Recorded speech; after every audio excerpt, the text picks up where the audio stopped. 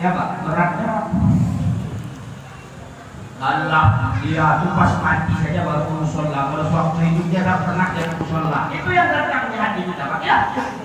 Sebaliknya Pak, yang meninggal di alim, rajin ibadah, rajin ke masjid, rajin sholat dia.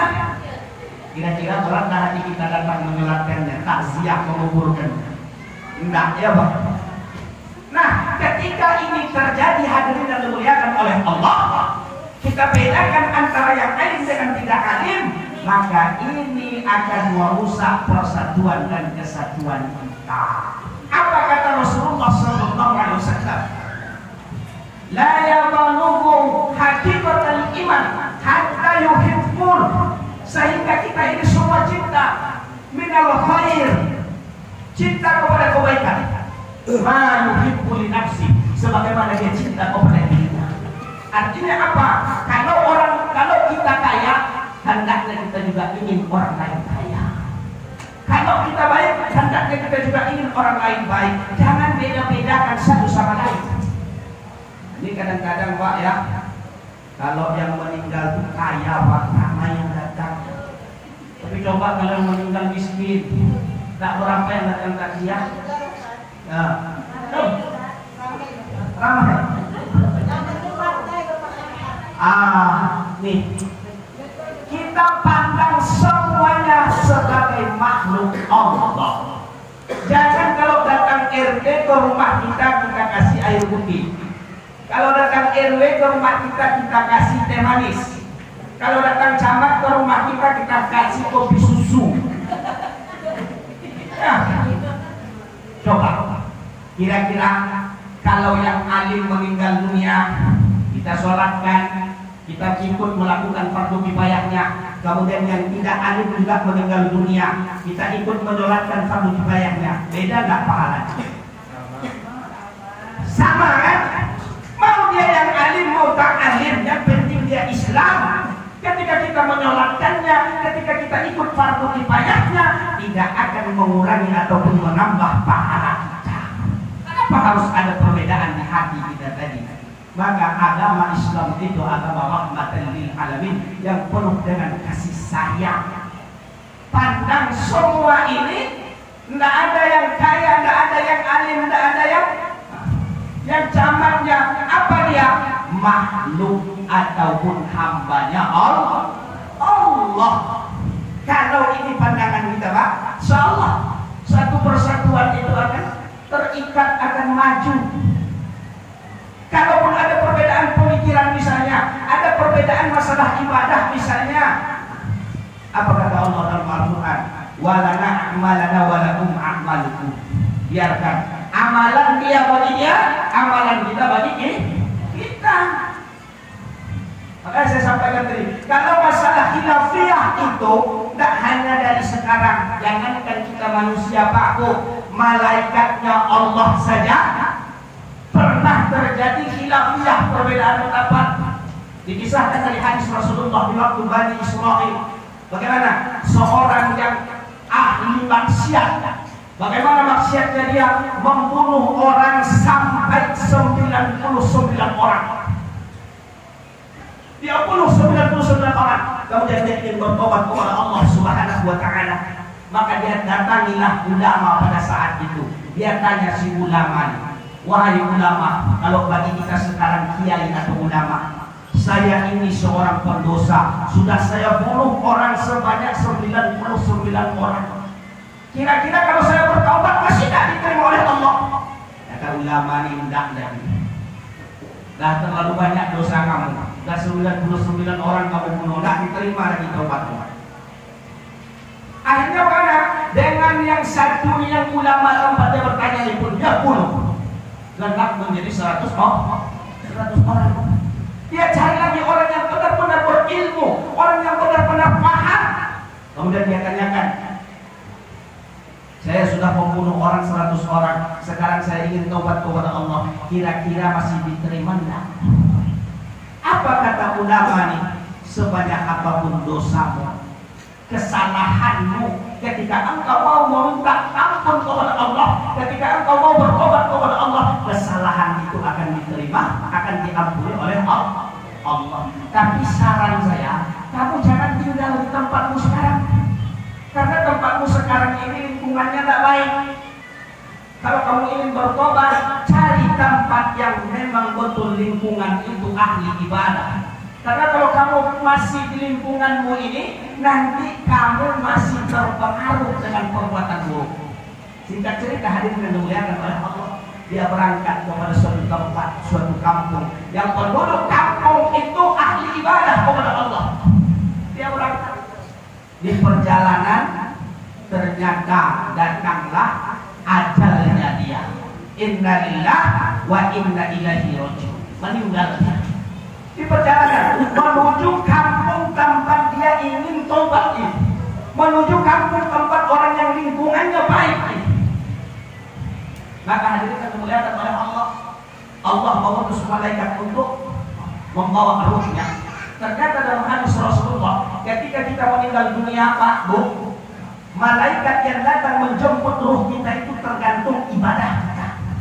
Kalau ibadah kita ada, kalau iman kita bagus, kalau kita orangnya soleh, maka malaikat yang menjemput, yang membawanya ruhnya kita itu adalah malaikat rahmat, malaikat yang penuh dengan kasih sayang. Tapi sebaliknya, ketika kita tidak ada ibadah, ketika kita tidak ada iman, meninggal kita, malaikat yang membawa ruh kita itu adalah malaikat azab. Di jalan, di perjalanan pun sudah dicaci maki. Nah, turun malaikat, satu malaikat rahmat, satu malaikat azab. Kata malaikat rahmat, ini ruhnya, ini bagian saya yang membawa ke hadapan Allah. Kata malaikat azab, enggak, dia banyak dosanya nih, sudah 10 orang, 100 orang, dia zalim nih. Ini bagian saya yang bawa. Antara dua malaikat rahmat dengan malaikat azab, hadirin yang dimuliakan oleh Allah, berbeda pendapat. Kata yang rahmat, ini bagian saya, dia kan sudah mau bertobat, dia sudah mau baik. Kata malaikat azab, kan baru, belum lagi dia lakukan. Maka berselisihlah, terjadilah khilafiyah antara dua malaikat ini. Maka Allah mengutus satu malaikat yang menjadi hakim. Apa kata malaikat yang jadi hakim ini? Sekarang begini saja, ukur jarak antara dia, tempat dia maksiat, dengan tujuan kampung yang dia tuju ingin bertobat. Ukur. Kalau ternyata nanti mayatnya ini lebih dekat kepada kampung dia, tempat maksiat dia, maka dia bagian daripada malaikat azab. Tapi sebaliknya, kalau dia lebih dekat kepada kampung tempat dia mau taubat, maka dia bagian daripada malaikat rahmat.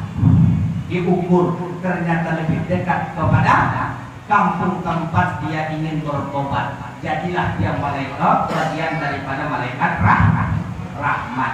Bayangkan hadirin yang dimuliakan oleh Allah, malaikatnya Allah bisa terjadi khilafiyah antara mereka. Berarti khilafiyah perbedaan pendapat itu tidak hal yang baru di zaman kita sekarang. Itu malaikat Nabi waktu Nabi pernah juga terjadi perbedaan pendapat. Nabi siapa dia? Nabi Allah Daud dengan Nabi Allah Sulaiman. Nabi Sulaiman anaknya Daud. Suatu ketika datang dua orang berlapor kepada Nabi Allah Daud. Apa kata orang tersebut? Ya Allah, ya Nabi Allah Daud, berikan kami keadilan. Ini kambingnya dia memakan tanaman saya sampai habis. Ditanya oleh Nabi Allah Daud, benarkah kambingmu memakan tanaman dia sampai habis tanaman itu? Benar, wahai Nabi Allah Daud. Maka Nabi Allah Daud memutuskan hukum. Apa yang diambil oleh Nabi Allah Daud? Sekarang ini kambingnya itu menjadi milikmu, karena kambingnya itu sudah memakan tanaman-tanamanmu semua. Setelah selesai, keluar mereka dari rumah atau tempat tinggal Nabi Allah Daud, berpapasanlah dengan Nabi Sulaiman. Apa kata Nabi Sulaiman? Apa yang terjadi? Diceritakan. Apa keadilan yang diberikan oleh ayah saya Nabi Allah Daud? Diceritakan lagi. Apa kata Nabi Allah Daud? Andai kata saya yang menjadi hakimnya, maka saya tidak memutuskan demikian. Maka dipanggil oleh Nabi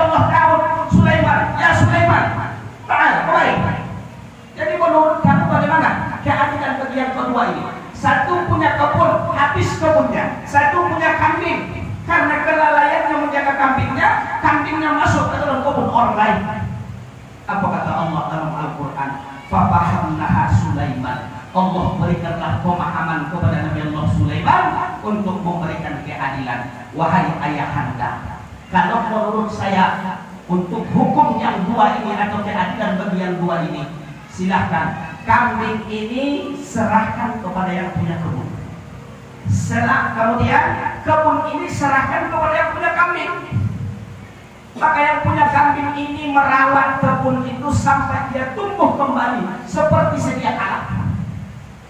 Sedangkan kambing ini dirawat oleh yang punya kebun. Andai ada susunya, andai ada anaknya, selama di dalam perawatan dia, maka itu menjadi hak miliknya. Kalau nanti kebun itu sudah sedia kala seperti semula, maka yang punya kambing, yang punya kebun, saling kembali menyerahkan. Kebun kembali kepada pemiliknya, kambing juga kembali kepada pemilik yang asli, yang asal.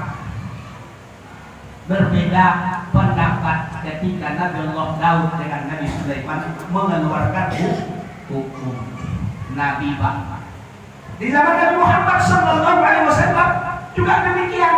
Ada sahabat dua orang, mereka melakukan perjalanan. Ketika dalam perjalanan ini hadirin yang dimuliakan oleh Allah, datang waktu sholat. Datang waktu sholat, mau berwudu, air tidak ada. Air tidak ada, maka apa yang dilakukan? Tayamum yang dua sholat mereka. Kemudian mereka melanjutkan perjalanan. Dalam perjalanan ini, misalnya mereka sholat zuhur dengan tayamum, mereka melanjutkan perjalanan setelah sholat zuhur, jumpa dengan air. Waktu sholat zuhur masih ada, belum lagi habis. Awalnya mereka sholat dengan tayamum, kemudian jumpa dengan air. Maka yang dua ini berbeda pendapat. Yang satu dari yang dua ini, dia ambil wudhu sholat dia dari sholat zuhur. Yang satunya tidak sholat dia, karena dia merasa sudah sholat dengan tayamum. Berbeda pendapat keduanya. Maka sampailah ke hadapan Rasulullah yang dua ini, Pak. Kata yang satu, ya Rasulullah, kami dalam perjalanan begini, kami tak jumpa air, kami bertayamum kemudian sholat. Tapi setelah kami melanjutkan perjalanan jumpa dengan air, maka dia, ya Rasulullah, dia berwudu dan dia sholat kembali. Sedangkan saya tidak. Apa jawaban Rasulullah? Hadirin yang dimuliakan oleh Allah. Kamu yang sholat kembali dengan berwudu pakai air, maka kamu dapat dua pahala. Pahala yang satu sholat dengan tayamum, pahala yang satu lagi sholat dengan berwudu pakai air. Kamu yang tidak sholat tadi dapat satu pahala. Tidak disalahkan oleh Rasulullah. Apa artinya? Perbedaan pendapat itu pasti ada. Perbedaan pendapat itu pasti, tidak bisa kita ingkari. Namun bagaimana kita menyikapinya? Harus bijak menyikapi perbedaan pendapat. Jangan kita menyalahkan orang lain. Jangan kita memvonis orang lain. Hadirin yang dimuliakan oleh Allah Subhanahu wa taala, apalagi di dalam sosial kematian ini, Pak. Sosial kematian ini bagaimana? Yang namanya mati tidak pilih-pilih, Pak. Apakah harus alim dulu baru mati? Tidak. Apakah tua dulu baru mati? Tidak. Apakah sakit dulu baru mati? Tidak. Banyak orang yang tua, Pak, tapi belum ajalnya, belum lagi mati. Pada orang yang sakit di rumah sakit sana, kembali berbulan-bulan, tapi belum ajalnya sehat kembali. Ada yang lebih muda dari yang tua tadi, yang tidak sakit, cuma kepleset di kamar mandi, ternyata sudah datang ajalnya. Fa in laja ajaluhum la yastakhiruna sa'atan wa la yastaqdimun. Kalau sudah datang ajal yang Allah tetapkan itu, tidak bisa dimundur sesaat pun, tidak bisa dipercepat sesaat pun, tidak bisa. Mau dia tua, mau dia muda, mau sakit, mau tidak sakit, kalau sudah datang ketetapan itu pasti datang. Artinya apa? kematian itu atau musibah itu akan berganti di antara kita. Hari ini kita takziah ke rumah si A, boleh jadi sebulan lagi orang takziah ke rumah kita. Hari ini kita datang menjenguk orang sakit, boleh jadi sebulan lagi orang datang dan menjenguk kita sakit. Maka hati kita dimuliakan oleh Allah Subhanahu wa Ta'ala. Kalau di dalam hati kita ada perbedaan, oh dia pahamnya ini sakit, dia tak perlu saya datang. Oh dia pahamnya ini mati, dia tak perlu saya datang. Arti kita paham. Ketika kita mati, ketika kita sakit, ketika kita meninggal dunia, orang lain tidak akan datang. Apa kata Allah dalam Al-Quran? In ahsantum ahsantum li anfusikum wa in asatum falaha. Kalau kamu buat baik itu untuk kamu. Takziah kita misalnya, datang kita menikah hari misalnya, datang kita baca Yasin misalnya, datang kita tahlilan misalnya, kebaikan yang kita tanam itu, amal soleh yang kita tanam itu akan kembali kepada diri kita, Pak. Kita tolong orang misalnya, hadirin yang dimuliakan oleh Allah, ada orang yang kesusahan, kita tolong dia, kita bantu dia, maka kebaikan itu, bantuan kita itu akan kembali lagi kepada diri kita. Memang boleh jadi bukan dia yang balas, boleh jadi bukan dia yang balas, tapi ada orang lain yang Allah gerakkan hatinya membalas kepada kita. Begitu juga ada yang meninggal, ringan tangan, ringan kaki kita datang menyolatkannya misalnya, ya, ringan kaki kita melangkah menyolatkannya, itu kita tanam untuk kita. Mati kita nanti, meninggal kita nanti, banyak orang yang menyolatkannya, Pak. Ustaz, kan di perumahan cuma sedikit warganya. Ada orang, Pak, yang meninggalnya walaupun sedikit di perumahan, tapi kenapa yang meninggal, yang menyolatkannya? Contoh, meninggal di hari Jumat, Pak. Disolatkan hari Jumat, pas selesai sholat Jumat, ya, ada nggak? Ada. Berapa jamaah yang sholat Jumat? Saya misalnya hadirin yang dimuliakan oleh Allah Subhanahu wa Ta'ala, tidak kenal saya dengan yang meninggal, tidak pernah jumpa saya dengan yang meninggal, tidak pernah tegur sapa dengan yang meninggal, ya. Tapi mungkin ada kebaikan dia yang dia tanam kepada orang lain, sehingga Allah berikan kesempatan membalasnya. Bukan orang yang itu membalasnya, tapi orang lain. Diundang saya misalnya khatib di suatu masjid, tahu-tahunya ada yang menyolatkan mayat di sana, ya. Kata pengurus masjidnya kepada para jamaah, habis sholat Jumat jangan pulang dulu, kita sholatkan jenazah ini dulu. Ya, habis sholat Jumat para jamaah menyolatkan jenazah, ikut saya di dalamnya, Pak. Padahal saya tidak kenal dengan itu mayat, saya tidak pernah kenal dengan itu yang meninggal. Tapi kok bisa saya ikut menyolatkannya? Kok jadi ramai yang menyolatkannya? Karena dia yang meninggal ini boleh jadi pernah menanam kebaikan kepada orang lain, Pak.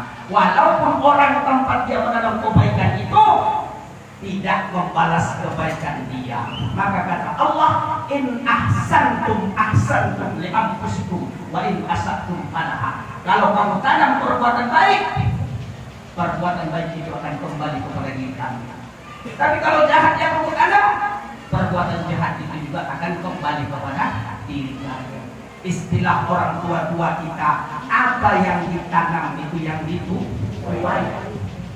Kamu nanam pisang, Bu, apa yang tumbuh? Pisang apa ubi? Pisang, ya. Baik kita tanam, baik balasannya. Cuma kita kadang-kadang begini, hadirin yang dimuliakan oleh Allah. Kita berbuat baik kepada si A, kita bantu si A, tahu-tahu tidak berterima kasih dia, tidak balas budi dia, kecewa kita. Padahal yang membalas kebaikan kita itu bukan dia, tapi Allah. Makanya boleh jadi orang lain yang Allah buat mengganti, membalas daripada kebaikan kita. Maka hadirin yang dimuliakan oleh Allah Subhanahu wa Ta'ala, ketika ada warga kita yang meninggal, kita datang fardu kifayahnya, kita takziah, kita ikut memandikan, mengkafaninya, menyolatkannya, mengantarnya ke pemakaman. Bukan hanya sekedar pahalanya yang kita harapkan, tapi kita menanam kebaikan untuk diri kita sendiri. Tidak hanya pahalanya, tapi menanam suatu kebaikan kepada diri kita. Hadirin yang dimuliakan oleh Allah Subhanahu wa Ta'ala, maka untuk membangun kebersamaan ini, yang pertama, jangan dipermasalahkan perbedaan pendapat. Ini pertama. Silakan, amalan dia begini ya, amalan kita begini. Yang kedua, hadirin yang dimuliakan oleh Allah, untuk membangun kebersamaan ini, ingat bahwa kita juga akan mati. Hari ini kita takziah ke rumah orang, boleh jadi orang lain akan datang kepada kita. Ya, sebulan lagi, setahun lagi, nggak tahu kita. Yang namanya kematian itu adalah rahasianya Allah. Jadi kalau hari ini kita menjenguk orang sakit, boleh jadi kita sebulan lagi dijenguk oleh orang sakit, dijenguk oleh orang lain karena kita sakit. Maka ingatlah, hidup ini berganti, bergiliran. Begiliran sakit, begiliran sehat, begiliran mati, begiliran takziah. Kalau kita ingat ini, kalau kita tanamkan ini dalam hati kita, tidak malas kita datang menghadiri acara BSKM kita. Karena kadang-kadang ada yang hilang-hilang timbul datang. Sekali dia datang 3 bulan tak datang-datang lagi. Ini kadang-kadang jadi masalah. Tapi kalau kita tanamkan ini, insyaallah rajin kita melihat orang, mendatangi orang ketika dia sakit ataupun ketika dia meninggal. Yang ketiga, yang terakhir, hadirin yang dimuliakan oleh Allah, apa yang kita tanam kebaikan itu tidak lepas, dia memang untuk diri kita sendiri, bukan untuk orang lain. Berdoa kita doakan orang lain misalnya, kita doakan orang lain, itu kebaikan akan kembali kepada diri kita. Bukan hanya sekedar pahalanya saja, tapi kebaikan itu akan kembali kepada diri kita. Ibu-ibu misalnya, ibu gibah si fulan, keburukan yang ibu tanam. Ibu jelek-jelekkan si A. Misalnya nih, itu ibu si A tuh, coba perhatikan, setiap datang mirip kita BSKM, jilbabnya itu aja warnanya ya. Nggak lama nanti, walaupun nggak dia bu ya, walaupun nggak dia, nggak lama nanti sebulan lagi ibu diceritakan oleh orang lain pula. Begitu maksudnya, tanam baik akan tumbuh baik kepada diri kita, tanam jelek akan tumbuh jelek yang buruk pula kepada diri kita. Maka hadirin yang dimuliakan oleh Allah, selagi kita bisa, selagi kita mampu, tanamlah kebaikan itu. Karena kebaikan itu bukan untuk orang lain, tapi juga kembali kepada diri kita. Hadirin yang dimuliakan oleh Allah Subhanahu wa Ta'ala, ini saja yang dapat saya sampaikan. Semoga bermanfaat bagi kita bersama. Tetap utuh persatuan dan kesatuan kita ini sampai akhir hayat kita. Jadi siapapun yang meninggal, baik yang alim atau tak yang alim, jangan beda-bedakan. Jangan beda-bedakan. Pahalanya sama. Ibu menyolatkan yang alim, pahalanya sama. Ibu menyolatkan yang tak alim juga pahalanya sama. Pandanglah semuanya sebagai hambanya Allah. Ini saja yang dapat saya sampaikan sebelum saya akhiri pertemuan ini. Langsung doa. Atau ada pertanyaan? Boleh bertanya. Ada pertanyaan? Boleh Pak. Kalau ada pertanyaan boleh bertanya.